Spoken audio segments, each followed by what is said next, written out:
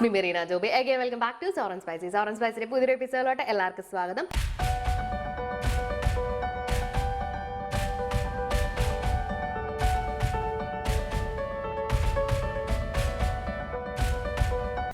Hello, ഇന്നത്തെ നമ്മുടെ recipe വളരെ ഈസി ആയിട്ട് റെഡിയാക്കി എടുക്കാവുന്ന ഒരു ഹെൽത്തി വെജിറ്റബിൾ സൂപ്പിന്റെ റെസിപ്പിയാണ് കേട്ടോ.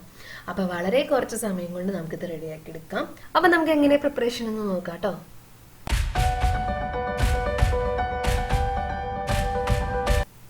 അപ്പോൾ സൂപ്പ് റെഡിയാക്കി എടുക്കാൻ വേണ്ടിയിട്ട് ഞാനിവിടെ കുറച്ച് വെജിറ്റബിൾസ് ഒന്ന് കട്ട് ചെയ്തെടുത്തിട്ടുണ്ട്. നിങ്ങൾക്ക് ഇഷ്ടമുള്ള വെജിറ്റബിൾസ് ആഡ് ചെയ്ത് കൊടുക്കാം കേട്ടോ. അപ്പം ഞാനിവിടെ എടുത്തിരിക്കുന്നത് ഒരു ചെറിയ ക്യാരറ്റ് ചെറുതായിട്ടൊന്ന് ചോപ്പ് ചെയ്തെടുത്തിട്ടുണ്ട്. പിന്നെ ക്യാബേജ് എടുത്തിട്ടുണ്ട് ഒരു ചെറിയ പീസ്, അതും ചെറുതായിട്ടൊന്ന് കട്ട് ചെയ്തെടുത്തിട്ടുണ്ട്. പിന്നെ ഞാൻ ഒരു 6 ബീൻസോളം ചെറുതായിട്ടൊന്ന് കട്ട് ചെയ്തെടുത്തിട്ടുണ്ട്. പിന്നെ കോളിഫ്ലവറിന്റെ 1-2 ഫ്ലോററ്റ്സ് ഒന്ന് ചെറുതായിട്ട് കട്ട് ചെയ്തെടുത്തിട്ടുണ്ട്. പിന്നെ ഒരു ക്യാപ്സിക്കത്തിന്റെ ചെറിയൊരു പീസും പിന്നെ ഒരു ചെറിയ സവോളയുടെ പകുതിയും ചെറുതായിട്ടൊന്ന് ചോപ്പ് ചെയ്തെടുത്തിട്ടുണ്ട്. അതിന്റെ ഒപ്പം തന്നെ ഞാൻ ഒരു ചെറിയ പീസ് ഇഞ്ചി പൊടിയായിട്ട് അരിഞ്ഞെടുത്തിട്ടുണ്ട്. ഒരു 2-3 അല്ലി വെളുത്തുള്ളിയും ചെറുതായിട്ടൊന്ന് ചോപ്പ് ചെയ്തെടുത്തിട്ടുണ്ട്. അപ്പൊ ഇത്രയും കാര്യങ്ങളാണ് നമുക്ക് മെയിൻ ആയിട്ട് വേണ്ടത് നമ്മുടെ സൂപ്പ് റെഡിയാക്കി എടുക്കാൻ വേണ്ടിയിട്ട്. ഇനി നമുക്ക് സൂപ്പ് റെഡിയാക്കി എടുക്കാൻ തുടങ്ങാം. അപ്പോൾ അടുപ്പത്ത് ഞാനൊരു പാൻ വെച്ചിട്ട് ഒന്ന് ചൂടാക്കി എടുത്തിട്ടുണ്ട്. അതിനകത്തോട്ട് 1 ടീസ്പൂണോളം ബട്ടർ ആഡ് ചെയ്ത് കൊടുക്കുകയാണ്.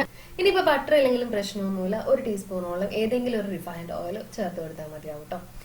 പിന്നെ ബട്ടർ ഒന്ന് മെൽറ്റായി വരുമ്പോൾ നമുക്ക് അതിനകത്തോട്ട് എടുത്തു വെച്ചിരിക്കുന്ന ഇഞ്ചി വെളുത്തുള്ളിയും കൂടെ ചേർത്ത് കൊടുക്കാം. നന്നായിട്ടൊന്ന് വഴറ്റി കൊടുക്കാം. നന്നായിട്ട് വഴറ്റി ഇഞ്ചിയുടെ വെളുത്തുള്ളിയുടെ പച്ചമണമൊക്കെ ഒന്ന് മാറി വരുമ്പോൾ നമുക്ക് അതിനകത്തോട്ട് ചോപ്പ് ചെയ്ത് വെച്ചിരിക്കുന്ന സവോള ചേർത്ത് കൊടുക്കാം. എന്നിട്ട് നന്നായിട്ടൊന്ന് വഴറ്റി കൊടുക്കാം. ഏകദേശം ഒരു 2 മിനിറ്റോളം നന്നായിട്ടൊന്ന് വഴറ്റി കഴിയുമ്പോൾ നമുക്ക് അതിനകത്തോട്ട് ബാക്കിയുള്ള പച്ചക്കറികൾ ചേർത്ത് കൊടുക്കാം. അപ്പോൾ 2 മിനിറ്റ് നന്നായിട്ടൊന്ന് വഴറ്റി എടുത്തിട്ടുണ്ട്. ഞാൻ ഇതിനകത്തോട്ട് ബാലൻസ് ഉള്ള വെജിറ്റബിൾസ് ആഡ് ചെയ്ത് കൊടുക്കുകയാണ്. ആദ്യം തന്നെ നമുക്ക് ക്യാബേജ് ചേർത്ത് കൊടുക്കാം. അതിൻ്റെ ഒപ്പം ക്യാരറ്റ്, ബീൻസ്, കോളിഫ്ലവറും കൂടെ ചേർത്ത് കൊടുക്കാം. എന്നിട്ട് നന്നായിട്ടൊന്ന് വഴറ്റി കൊടുക്കാം. നമ്മൾ ക്യാപ്സിക്കം ഇപ്പം ചേർത്ത് കൊടുക്കുന്നില്ല, കാരണം ക്യാപ്സിക്കം വേവാൻ വേണ്ടി കുറച്ച് സമയം മതി. അതുകൊണ്ട് തന്നെ ക്യാപ്സിക്കം നമ്മൾ ലാസ്റ്റാണ് ചേർത്ത് കൊടുക്കുന്നത്. എന്നിട്ട് എല്ലാ വെജിറ്റബിൾസും കൂടി നന്നായിട്ടൊന്ന് മിക്സ് ചെയ്ത് കൊടുക്കുക. അതിൻ്റെ കൂടെ തന്നെ ആവശ്യത്തിനുള്ള ഉപ്പും കൂടി ചേർത്തിട്ട് വേണം വഴറ്റി കൊടുക്കാൻ വേണ്ടിയിട്ട്.